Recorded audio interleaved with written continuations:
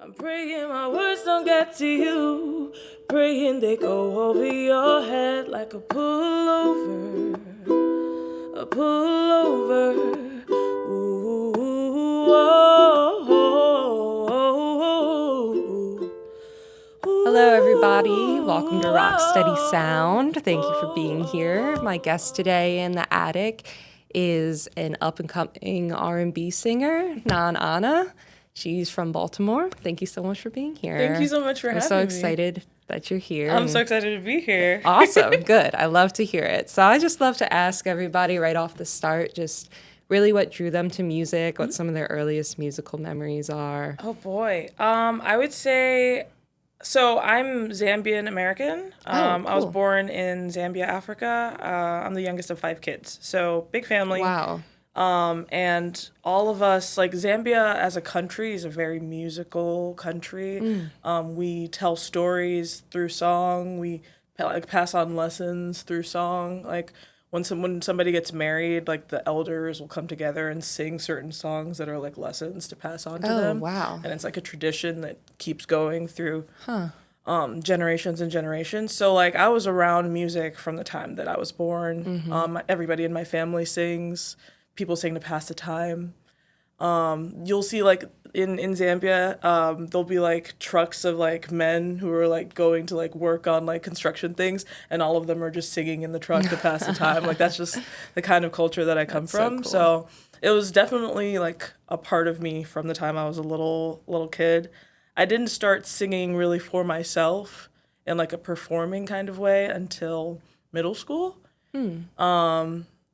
That was around the time when, like, I don't know, it became something that I realized not everybody did. Because, like, when I was younger, I would, like, sing in school and stuff and, in different things. And I would be like, yeah, because everybody sings, right? We all like to sing, Right. you know?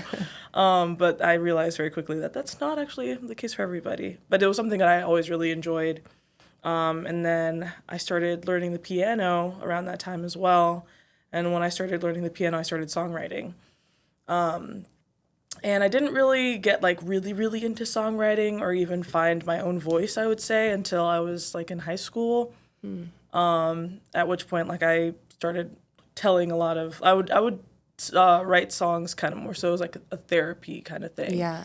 Where, like, I would always say that if I didn't understand how I was feeling about something, I would write a song about it, and then I would realize how I was feeling about something. It was kind of just a different way for me to explore my thoughts and express myself without really ever being able to like say those things. Right. Sometimes saying something in like a creative way made me realize how I conceptualize an emotion, loss, yearning, different things like that I didn't really have words for until I did. Yeah. Yeah. So is that still your approach to songwriting? Yeah, I would say so. I think that nowadays it was a lot easier for me when I was younger because I would just sit down and think of how I was feeling and it would just come out.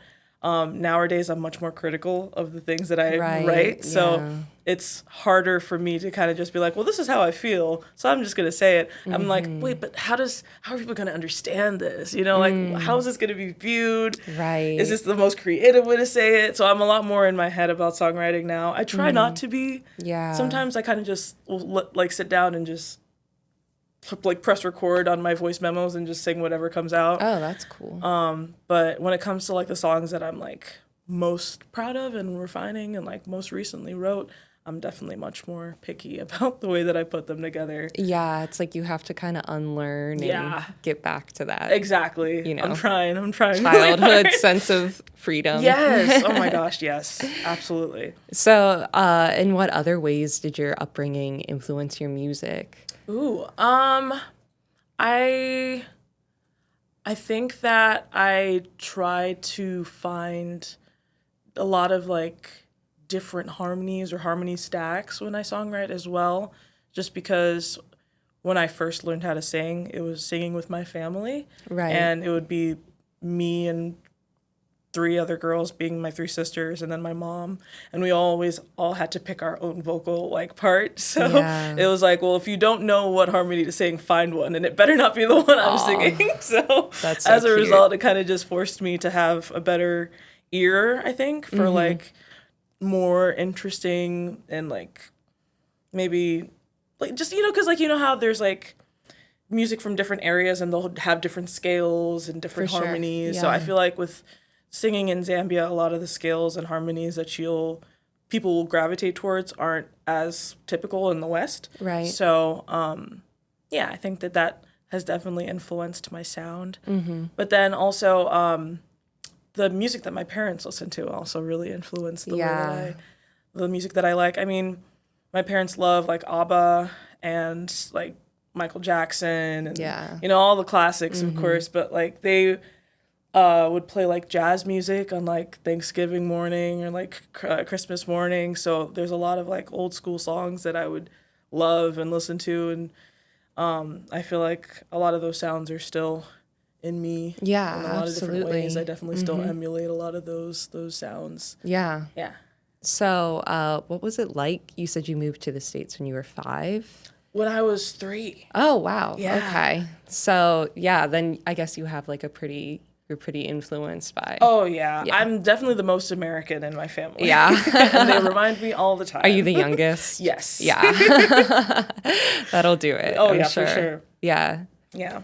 That's cool though. Yeah, no, That's I love awesome. it. It's definitely like interesting being in between two worlds. Yeah. But I think that as a result, I find there's a lot of really cool fusions of music when you're in between two worlds. Like 100%, yeah. two artists that I really like are Carter Ace and Milo, which is like a band. His name is also kind of Milo, but his band is also Milo. Anyway, they're both African like me, but they lived in America most of their life. Carter Ace, I think, is from Cameroon, and then Milo is from Congo, I think. And they both kind of make music that's like indie pop with like Afro beats fusion. Yeah. But then they also have like this like Afro rock, like old school Afro rock that's influence that like when I heard it for the first time, it was so familiar to me because I was like, oh my goodness, this is like music that my Right, parents would listen to, yeah. like old like Zam rock type stuff that my parents would listen to, but like with like modern stuff that's mixed into it, like you hear like Wallows type sound or Yeah. like, just like different alt rock bands type sound into it. So I think that it's fun being like in between two worlds in that way because you can draw inspiration from places that other people might not. Definitely, yeah. Is it challenging at all though? Oh, for sure. Yeah, for I'm sure. sure. Because sometimes I feel like I never know what directions to go with a song. Like I'll be like, okay, this song sounds like this, but I kind of want to do this, but I don't know if these go together. Yeah. Like kind of like a chef experimenting with things in the kitchen, where you're just like, Right. I don't know. Do chocolate and cheese go together the way I want them to I right think now? they do. Like it's hard sometimes to like put things together and feel like they sound right or they are right together until like you have somebody else who's like, wait, no, yes, this is good.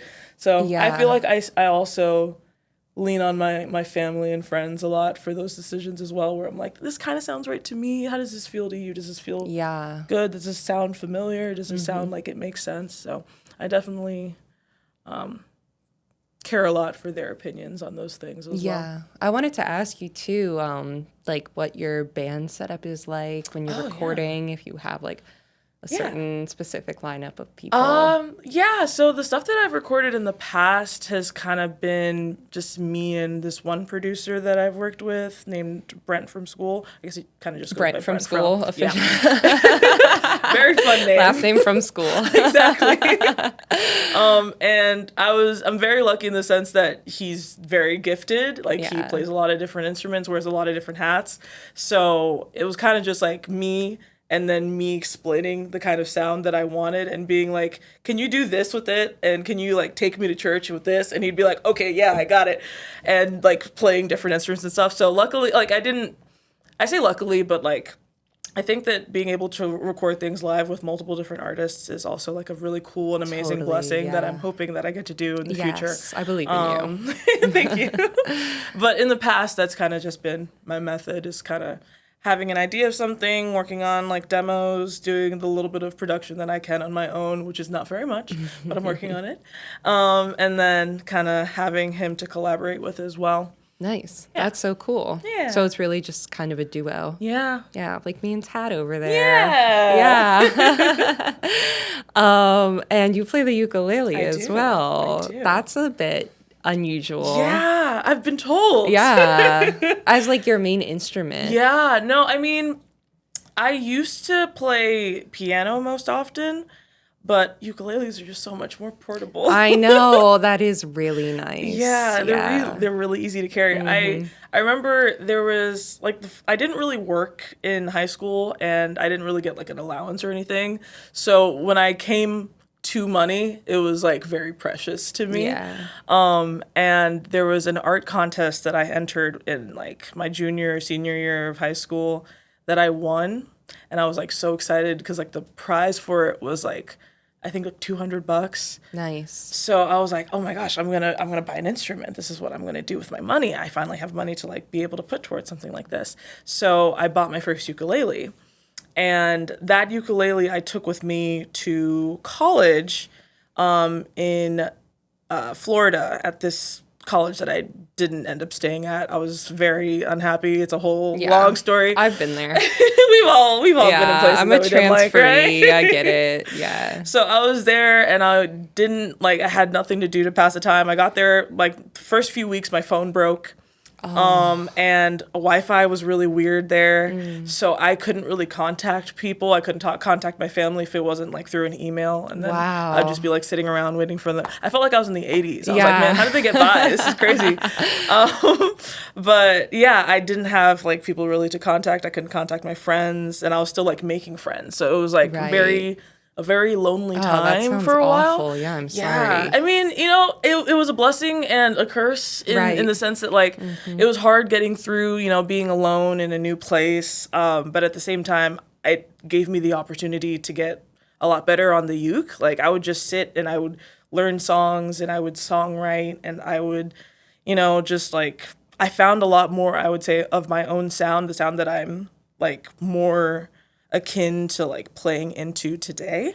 So it was definitely a trying time, but I'm grateful for it because of the things that I was able to learn. That's good. So, yeah. The universe just really wanted you to play the ukulele. Yeah, I think so. So you said you won an art contest. I did. Like visual art? Yes. Cool. Yeah, I had a piece that I did that was like a pen. It was all pen work, and it was of kind of similar, now that I think about it, to the 2020 Justin Timberlake, like, album art. It was like one of those, like, seeing eye things that you'd have with, like, a doctor. Yeah. It was like a person behind that, and then that, and it was all done in, like, ballpoint pen. That's cool. Yeah, I was really proud of that piece. I thought it was really cool. Yeah. But yeah, I entered that piece. I do graphic design day to day, kind of sort of as my day job, not completely, but a little bit. And I also like freelance, and I designed like my own logo and stuff like that. Oh, that's awesome. Yeah. So how does being a visual artist and a graphic designer inform your identity as a musician, if at all? Yeah. That's an interesting question. I think that it's something that I'm still learning how to blend, because I feel like I'm almost sometimes handicapped by my ability still, in that like there's so many different things that I like artistically and visually that I feel like I'm not yet able to interpret the way that I want to with my own skill set. But at the same time, there's still things that I like to do with my art that I feel like is a complete expression of what I'm able to do with it at the skill set that I'm in right now. I think that it was really cool to be able to make my own brand mark and my own identity that way. Because, like, usually, like, that's something that you'd, you know, hire somebody to do and you'd have a lot of back and forth. But I kind of had, it was, like, something that I made out of my own, like, handwriting. And then I, like, cool. transferred into, like a graphic design of it. So I feel like it's very singular in that way, that it's very unique to me because it's literally something that I wrote out. I love that. That's so cool. Thank you. Tell us. Yeah. So I think I find a lot of, I feel like album art is very, very important to me because of that. And I have I have a playlist on my phone that the name of it is songs that I like, but just for the album art. I get that. That I just like I collect. I love seeing like really creative, interesting album art, and I feel like it plays so well into like a story that you're trying to tell when it really matches that idea. Yeah. And there's so many ideas for things that I have in the future that I already have like the album art ideas for that I'm just like, when I get all my ducks in a row, this is gonna be really good. Yeah. But yeah, I think that it's difficult sometimes.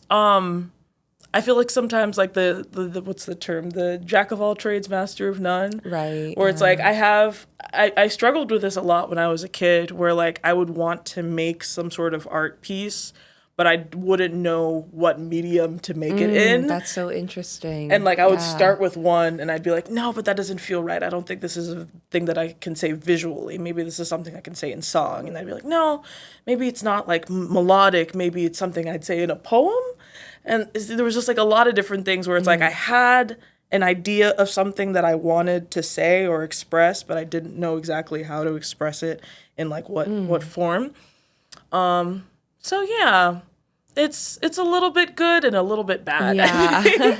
Do you still struggle with that sometimes? Yeah, a little bit. I think that more so in a cynical adult kind of way, I'm more likely to kind of just throw away an art piece if it isn't like serving me in the way that I want it to serve me. I get that, yeah. So I find a little bit of difficulty with that, but it's still definitely really fun to create. And when I do feel like I'm in the groove of something where it's like I'm making something that sounds and feels the way I want it to and it's coming out the way that it should, it's like a very euphoric kind of feeling. Yeah, definitely. Yeah. Yeah. And is it just kind of intuitive in terms of what medium you choose to express whatever you're feeling or thinking? Or is it more like I'm in a phase right now where I'm just like working with pottery or yeah, honestly, yeah. I feel like it's the second it comes one in phases. Where I'm just like, I'm really into this art form right now. I think I'm gonna try to experiment with it and see what happens. That's so cool. Yeah. And when you're songwriting or when you're finishing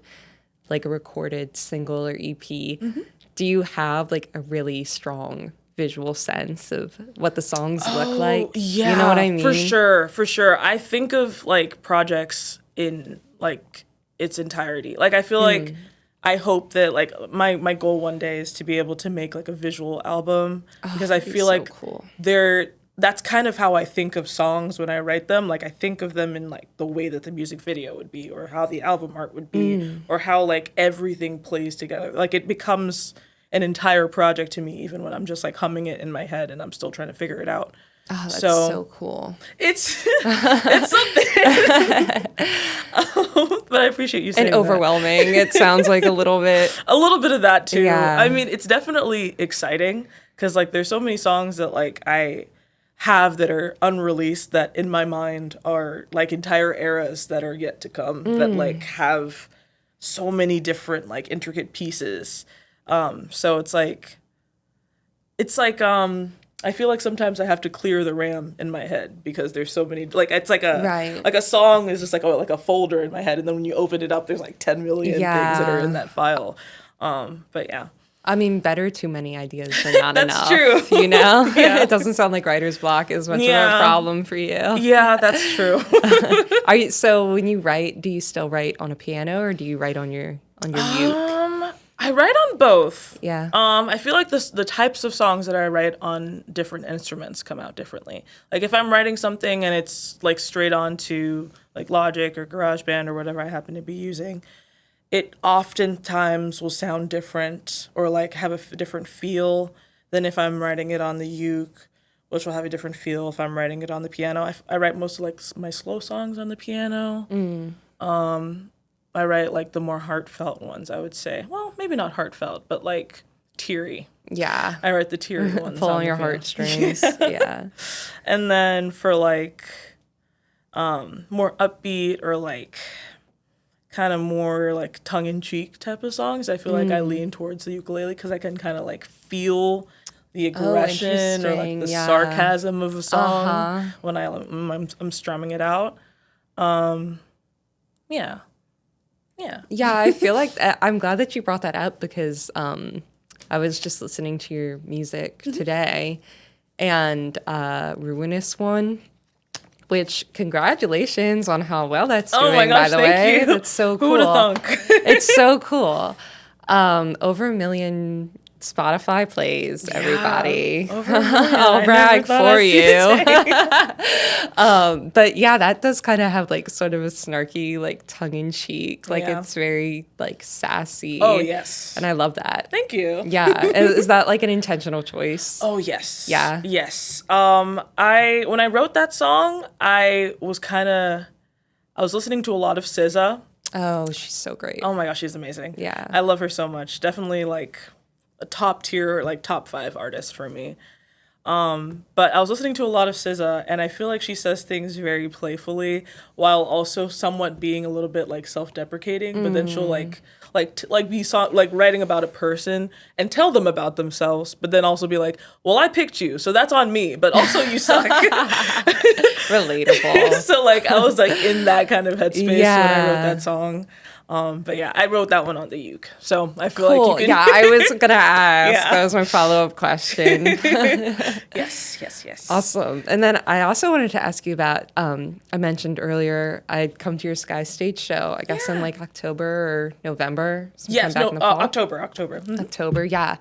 And you played one song that I found online today, called Lisa. Yes. That song is so great. And I was just, you. if you're comfortable and willing to talk about that a little Yeah, bit, just the story and absolutely. origin. So that one actually it's very interesting how it came to be, because that was one of the songs that like I kind of just turned on my voice memos and I started recording something because I felt like I had something to say, but I never finished it when I wrote the little bit that I did.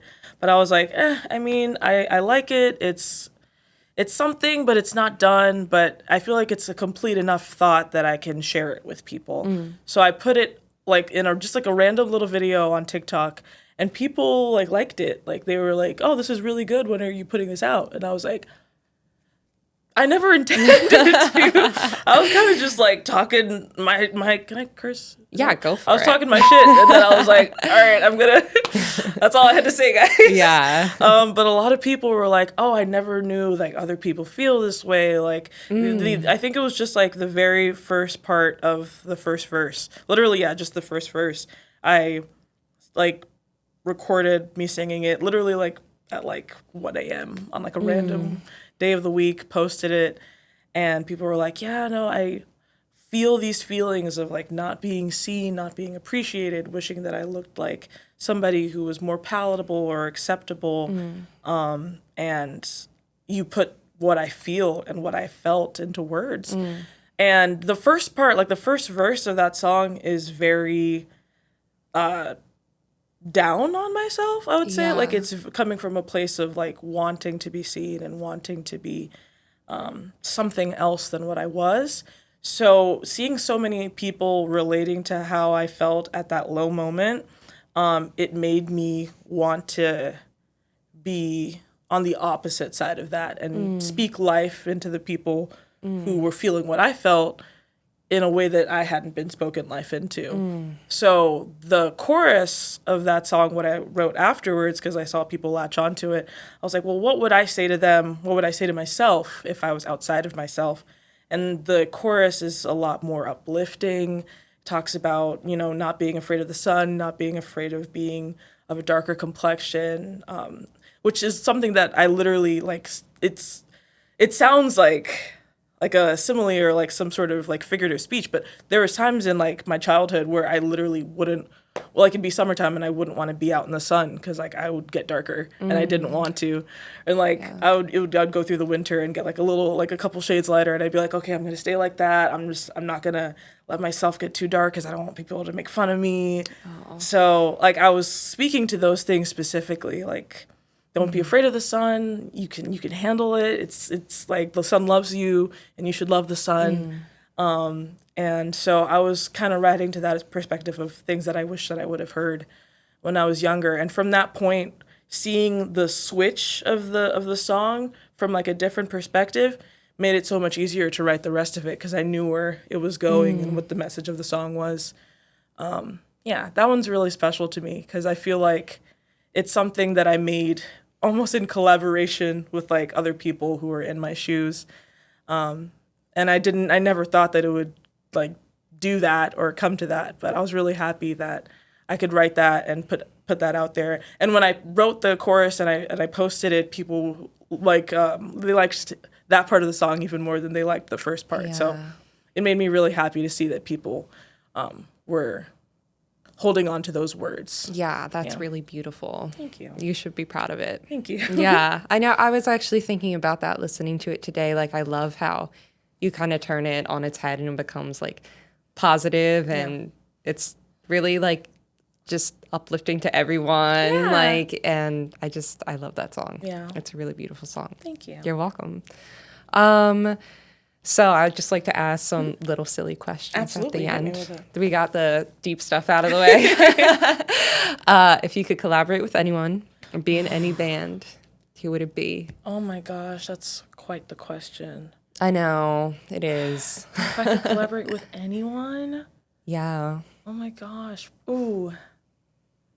Maybe like Pentatonics. I feel like that would be really fun. Cool. Yeah. I love a cappella music. Yeah. And I love like Mitch Grassi and Scott Hoying. I think they have gorgeous voices. So like it would be so fun to be able to do something with them. Yeah. That would be awesome. You have a great voice. Are you classically trained, actually? I meant to ask you that. Well, not really.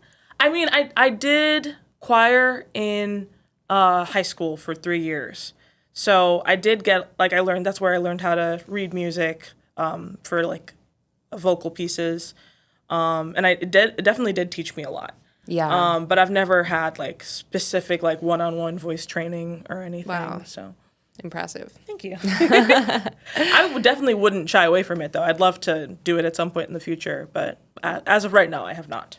I know. I mean, Tad and I were just kind of talking earlier before you came up about like getting older and being like, oh, maybe music theory is good to know. It is. When I definitely fell into the trap as a musician when I was younger, being like, I don't need to know that. Yeah, like, I'm just gonna sing from the live heart. And yeah, exactly. And I'm like, oh.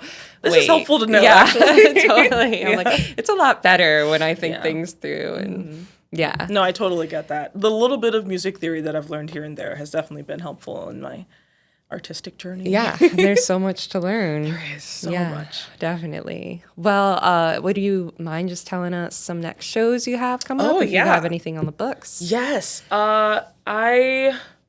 I'm going to be playing in the streets September 13th in downtown Frederick. I have 2 other shows that are going to be in Annapolis. So one is May 11th, I want to say. I have to double check. They're going to be on my social media. We'll link your social media. Yeah. But as of right now, for one that I know for sure, September 13th in the streets. Awesome. And we can just find your music, Spotify. Yes, Spotify, Apple Music, all the places. It's Nan-Ana, Nan-Ana. Awesome. Yeah. And Nan-Ana is going to be doing a little private ukulele performance for us afterwards, so we'll link that below as well.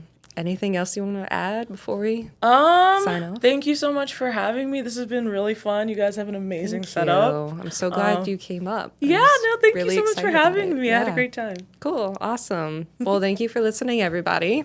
We'll see you next time. Bye.